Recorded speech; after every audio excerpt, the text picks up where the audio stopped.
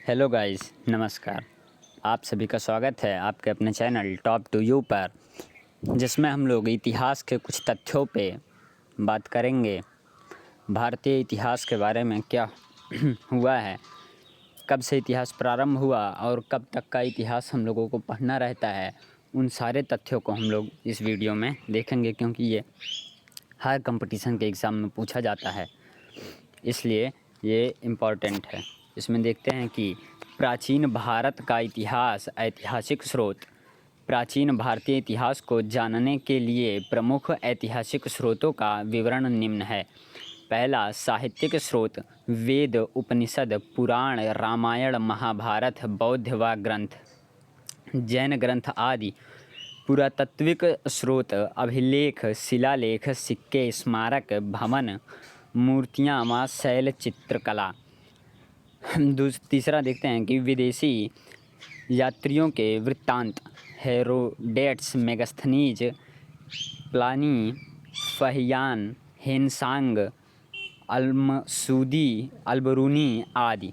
इसके बाद देखते हैं कि हड़प्पा जो सभ्यता थी, हड़प्पा सभ्यता के प्रमुख उत्खननकर्ता व वर्ष, नदी, स्थिति और साक्ष्य कि वो हमें कहाँ पे मिला था, कौन इसका उत्खनन करता था, वर्ष क्या था, ये किस वर्ष में हुआ था, नदी कौन से नदी के तट पे वो था, ये सारे साक्ष्यों के बारे में यहाँ पे विवरण मिलेगा हम लोगों को। तो इसको अगर स्क्रीनशॉट निकालना चाहेंगे तो निकाल सकते हैं इससे। कि प्रमुख स्थल क्या है, हड़प्पा, और उत्खनन करता हड़प्पा के जो उत्खनन करता हैं वो कौन है, दयाराम साहनी जी हैं। इन्होंने वर्ष 1921 में रावी नदी के किनारे मोंटगोमरी, पाकिस्तान, और इसमें जो प्राप्त साक्ष्य हुए हैं, इन साक्ष्यों को ध्यान से देखेंगे क्योंकि इस साक्ष्य से कुछ क्वेश्चन मिलते हैं। साक्ष्य में कहा है, इसमें जो क्या थी, मुहरों पर एक श्रृंगी पशु था। इस पशु को ध्यान में रखेंगे क्योंकि यह पशु अत्यधिक पूछा जाता है कि श्रृंगी पशु। तांबे की इक्का गाड़ी, इसमें जो क्या दी हुई थी कि हमारी तांबे की जो इक्का गाड़ी है वो इसका प्रमुख साक्ष्य है। इसके आगे देखते हैं कि जो इसमें दिया हुआ है मोहनजोदड़ो, मोहनजोदड़ो को मृतकों का टीला कहा जाता था। रखलदास बनर्जी इसके उत्खनन करता हैं। रखलदास बनर्जी ने इसका उत्खनन करवाया था। वर्ष इनका जो था वो 1922 ईस्वी था। इन्होंने करीबन 1922 ईस्वी के तहत चलते मोहनजोदड़ो सभ्यता का उत्खनन करवाया था। ये जो नदी है वो सिंधु नदी के किनारे पे इनको प्राप्त हुआ था ये जगह। लरकाना पाकिस्तान, यह भी कहाँ पे है, प्रेजेंट में जो है वो पाकिस्तान में ही है। इसके आगे देखते हैं कि इसमें जो हमारा प्रमुख साक्ष्य मिला था वो क्या था, 3 मुख वाले देवता यानी पशुपत नाथ, नर्तकी की कांस्य मूर्ति। ये आप लोगों इतिहास पढ़े होंगे, उसमें देखे होंगे, ये ज़्यादा पूछता है कि नर्तकी कांस्य मूर्ति। इसके आगे देखते हैं कि जो हमारा विशाल स्नानागार व अन्नगार है उसके बारे में। इसका जो प्रमुख चीज़ था वो क्या था, स्नानागार। इसके जो क्वेश्चन ज़्यादातर पुटअप होते हैं वो स्नानागार से लिए जाते हैं। इसके बाद देखते हैं कि चन्हुदाड़ो NG मजूमदार, इन्होंने कब किया था, वर्ष इनका जो था 1931 ईस्वी में इन्होंने किया था। और किस नदी पे किया था, तो ये सिंधु नदी थी। ये सिंध पाकिस्तान में है। यह भी कहाँ पे है, प्रेजेंट में पाकिस्तान में ही है। इसके क्या साक्ष्य हैं, इसका जो साक्ष्य मिला है उसको देखते हैं कि मानके बनाने के कारखाने, मनके, इनका जो प्रमुख साक्ष्य था वो क्या, मनके बनाने के थे। मनके जिसे हम लोग मटकी बोलते हैं, इस चीज़ के बनाने के कारखाने होते थे। इसमें ज़्यादातर इसके साक्ष्य प्राप्त हुए हैं। कोटेदीजी F.A. खान, इसकी खोज किसने की थी, कोटेदीजी की खोज F.A. खान 1955 से 1957 के बीच में हुई थी। या आप ऐसा बोल सकते हैं कि 1955 से लेकर 1957 तक इसका उत्खनन का कार्य चला था। इसके आगे देखते हैं कि ये जो नदी थी किस नदी की पे हुई थी, ये सिंधु नदी पे हुई थी। खैरपुर, यह भी कहाँ है, पाकिस्तान में ही है। इसके आगे खैरपुर। इसके आगे देखते हैं कि क्या पत्थर के बाणग्रह, ये जो मिले थे, क्या मिले थे, पत्थरों के बाणग्रह मिले थे। इसके आगे हम लोग देखते हैं कि कालीबंगा, अमलानंद घोष, कालीबंगा की खोज किन्होंने की थी, कालीबंगा की खोज अलमनंदा घोष ने किया था। वो भी कब किया था, इसका वर्ष क्या था, तो 1953 ईस्वी में किया था। ये जो कहाँ है, किस नदी के किनारे पे है, ये घाघरा में है, हनुमानगढ़ में। ये जो हमारा इस टाइम है वो कहाँ है, राजस्थान में स्थित है, राजस्थान में हुआ था। इसमें इसके जो साक्ष्य मिले हुए थे वो क्या थे कि जुते हुए खेत,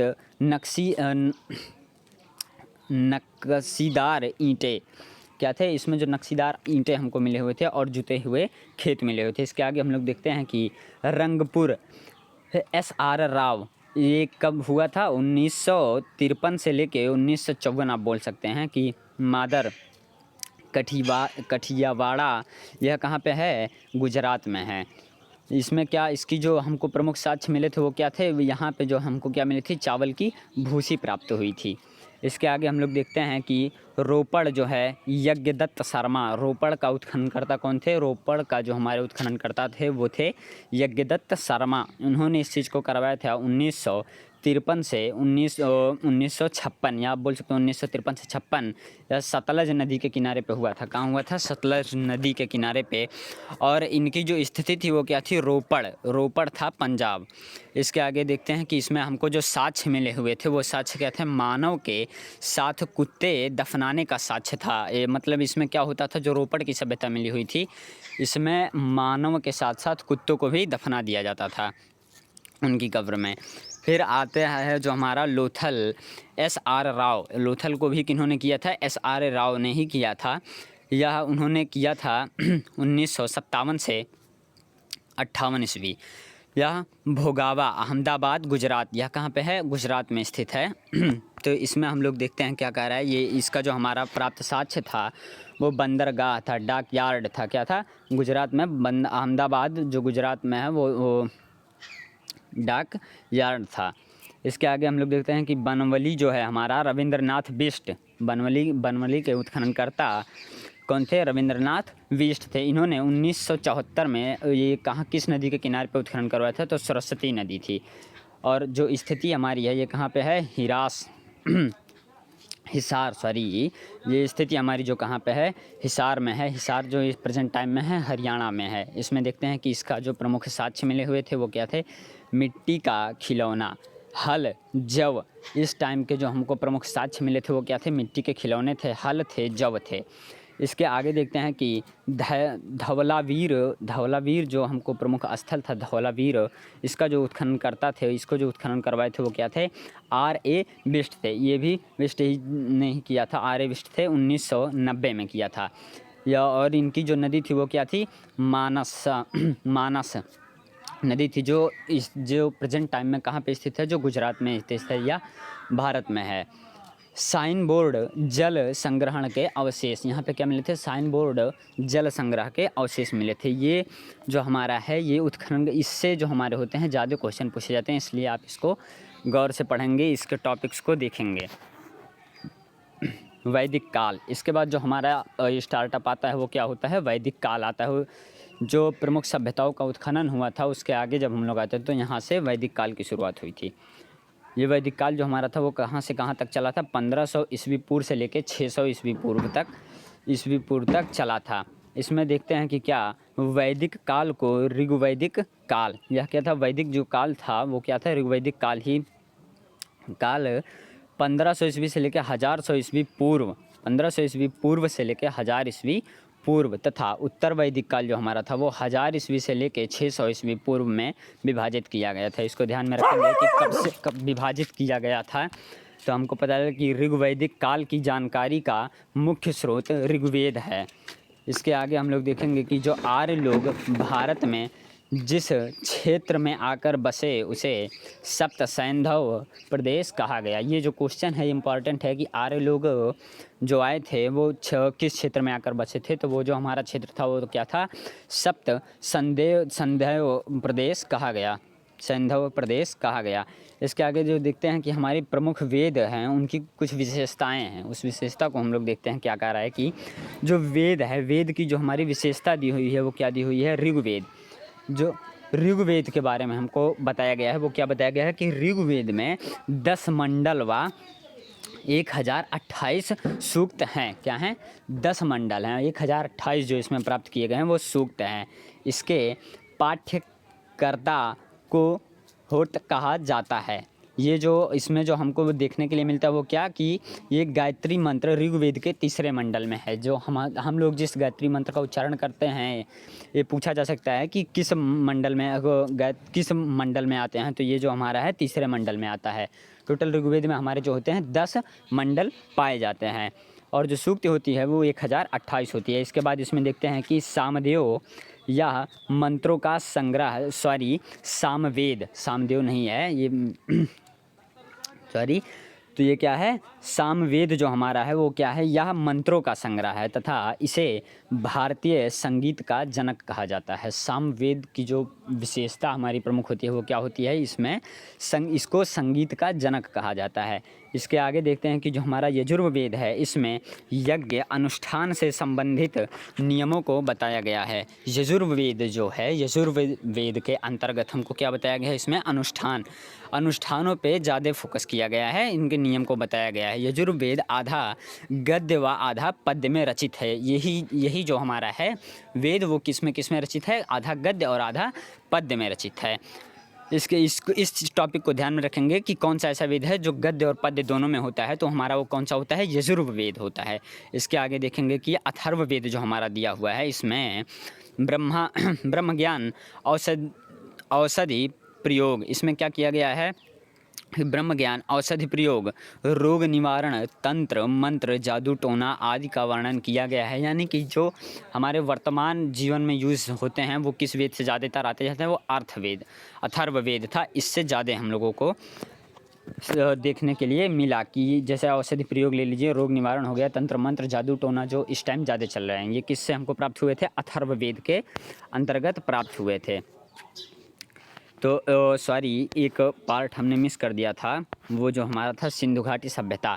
ये वो हमको इसी टाइम पढ़ाना चाहिए था। इसके बाद हम वैदिक काल में चले गए थे, तो वैदिक काल को रोक के हम लोग थोड़ा इसको देख लेंगे कि सिंधु घाटी सभ्यता विश्व की प्राचीनतम सभ्यताओं में से एक है। जो हमारी सिंधु घाटी की सभ्यता होती है वो क्या विश्व में जो प्राचीन सभ्यताएं थी उसमें से एक है। यह सभ्यता मेसोपोटामिया की सभ्यता के समकालीन थी। यह जो सभ्यता थी वो किससे मिलती जुलती थी? ऐसा क्वेश्चन पुटअप किया जाता है कि सिंधु सभ्यता किससे मिलती जुलती थी, तो मिस्र में जो हमारी मेसोपोटामिया सभ्यता थी उसके समकालीन थी। इस सभ्यता की अवधि 2500 ईस्वी पूर्व से 1700 ईस्वी पूर्व के मध्य मानी जाती है। कहाँ से कहाँ तक मानी? 2500 ईस्वी पूर्व से 1700 ईस्वी पूर्व में मानी जाती है। इसके आगे देखते हैं कि यह सभ्यता उत्तर में मांड, जम्मू कश्मीर, दक्षिण में दैमबाद महाराष्ट्र, पूर्व में आलमगीरपुर मेरठ तथा पश्चिम में बलूचिस्तान तक विस्तृत थी। इसके आगे देखते हैं कि जो हमारी सिंधु सभ्यता है वो क्या है? सिंधु सभ्यता भारतीय उपमहाद्वीप में प्रथम नगरीय सभ्यता थी। जो सिंधु सभ्यता थी क्या था? भारतीय उपमहाद्वीप में प्रथम नगरीय सभ्यता थी। जो ये क्वेश्चन पूछा जाता है कि प्रथम नगरीय सभ्यता क्या थी, तो हमारा जो था भारतीय प्रथम उपनगरीय सभ्यता यही थी, सिंधु घाटी सभ्यता थी। इसके आगे देखते हैं सर्वप्रथम हड़प्पा नामक स्थान पर अवशेषों की खोज किसने की थी? तो हड़प्पा पे जो है दयाराम साहनी जी ने की थी और वो भी 1921 ईस्वी में की थी। हड़प्पा सभ्यता, इसे ही क्या कहा गया है? हड़प्पा सभ्यता कहा जाता है। हड़प्पा सभ्यता की प्रमुख विशेषताएं नगर नियोजन व जल निकासी व्यवस्था थी। हड़प्पा सभ्यता जो हमारी थी वो क्या कहती थी कि इससे ही हमारा जो था क्या नगर नियोजन में जल निकासी की व्यवस्था थी। इसके आगे देखते हैं कि सिंधु सभ्यता के लोगों का प्रमुख आर्थिक आधार कृषि, पशुपालन व व्यापार था। क्या था? जो हमारे सिंधु सभ्यता के लोग थे उनका क्या था? पशुपालन व्यापार था। यहाँ प्रमुख खाद्यान्न गेहूँ और जव थे। इसको आप लोग इसका देखेंगे कि सिंधु घाटी सभ्यता में जो प्रमुख आर्थिक आधार कृषि क्या था? आर्थिक आधार पशुपालन था, कृषि था। वहाँ जो हमारे प्रमुख उत्पाद मिले थे खाद्यान्न वो गेहूँ जौ थे। इसके आगे देखते हैं कि विश्व में सर्वाधिक कपास की खेती कहाँ पे प्राप्त होती थी? सैंधव सभ्यता में ही प्रारंभ हुई। जो हमारी सर्वप्रथम कपास की खेती थी वो कहाँ से हुई थी? सैंधव से ही हुई थी प्रारंभ। इसलिए ग्रीक वासियों ने इस सभ्यता को सिंडन सभ्यता भी कहा। क्या कहा था? इस सभ्यता का एक उन्होंने नाम भी दे दिया था। इसके आगे देखते हैं कि मृत देवी की उपासना का सैंधव संस्कृत में प्रमुख स्थान है। इसके अतिरिक्त पशुपति, वृक्ष व पशुओं की पूजा भी की जाती थी।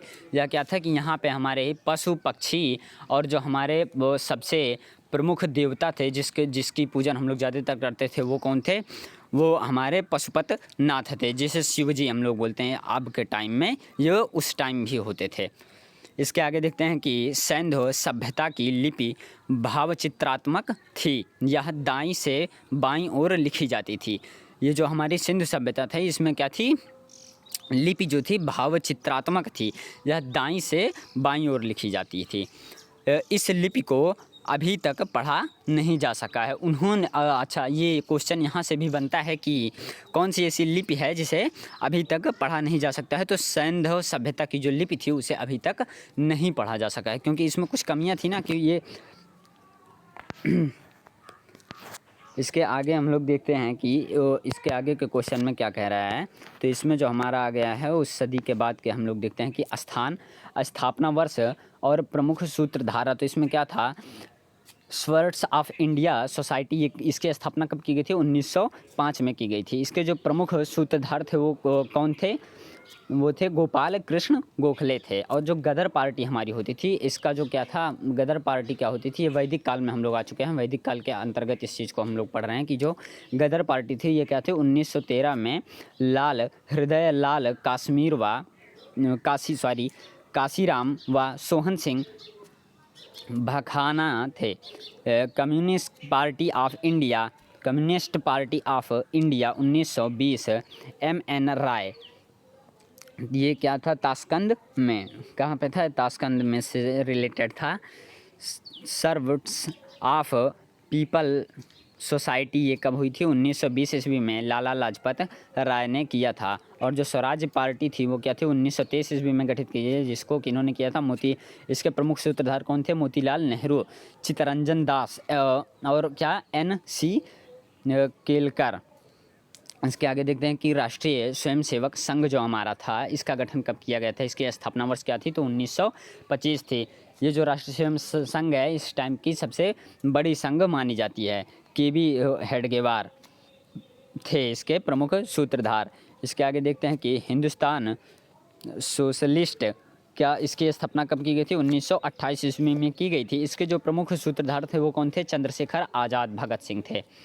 इस चीज़ को याद रखेंगे कि हिंदुस्तान सोशलिस्ट रिपब्लिक एसोसिएशन ये किसके द्वारा की गई थी? 1928 में चंद्रशेखर और भगत सिंह और इन्होंने इसकी स्थापना की थी। अखिल भारतीय किसान सभा कब हुई थी? 1936 ईस्वी में NG रंगा व सहाजानंद ने की थी। इसके आगे देखते हैं कि खुदाई खिदमतगार, यह क्या था? उन कब गठित की? इसकी स्थापना वर्ष क्या थी? 1937 ईस्वी थी। किन्होंने की थी? खान अब्दुल गफ्फार खान। किन्होंने की थी? खान अब्दुल गफ्फार खान ने इसके प्रमुख सूत्रधार थे। इसके आगे हम लोग देखते हैं कि जो कहा है फॉरवर्ड ब्लॉक 1939 सुभाष चंद्र बोस ने किया था। आज़ाद हिंद फौज की जो स्थापना हुई थी किन्होंने की थी? 1942 ईस्वी में, जिसमें सुभाष चंद्र बोस भी थे और कई लोग थे। उसका क्या था? कैप्टन मोहन सिंह ने किया था। इसके आगे हम लोग देखते हैं कि 1943 में आज़ाद हिंद फौज का पुनर्गठन सिंगापुर में नेताजी सुभाष चंद्र बोस ने किया था। उनके बाद इसका जो प्रमुख ये मोस्ट चीज़ है, इस चीज़ को पूछा जाता है कि क्योंकि इसका गठन किसने किया था? आज़ाद हिंद फौज का गठन जो किया था कैप्टन मोहन सिंह ने किया था। इसके बाद जो आता है कहीं कहीं मिलता है हमको कि इसका गठन किन्होंने किया था? सुभाष चंद्र बोस ने किया था। तो इसके आगे हमको ये देखने के लिए मिलेगा कि 1943 में आज़ाद हिंद फौज का पुनर्गठन सिंगापुर में नेताजी सुभाष चंद्र बोस ने किया था। फिर उसके आगे हम देखते हैं कि जो हमारे प्रमुख क्रांतिकारी घटनाएं थी